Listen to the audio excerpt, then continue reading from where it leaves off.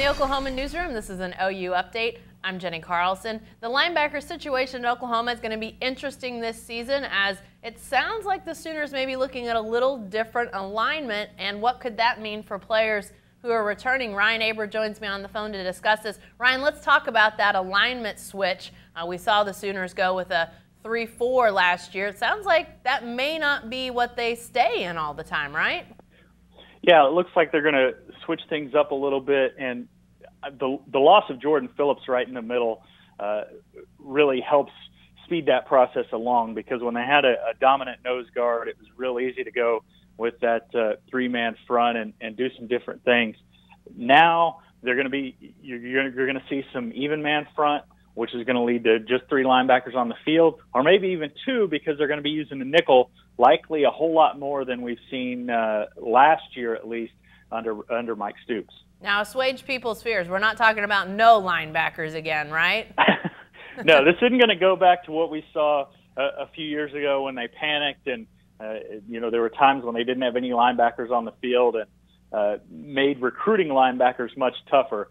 The linebackers are going to have a spot. I mean, you've got to have a spot when you've got guys like Eric Stryker coming off the edge, Devontae Bond in the same type of position. And then on the inside with guys like Jordan Evans and Dominique Alexander, last year's returning inside linebackers.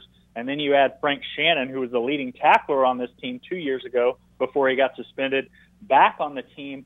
Those guys are going to have a place. It's just going to get crunched there in the middle. Well, and it sounds like playing time for inside linebackers could be a really interesting scenario. Is there a chance that, is one of those guys emerging? And if so, could that mean that the others might start to try to play some of that outside backer? What have you seen and heard about that? I mean, that inside group is a pretty strong group, Ryan.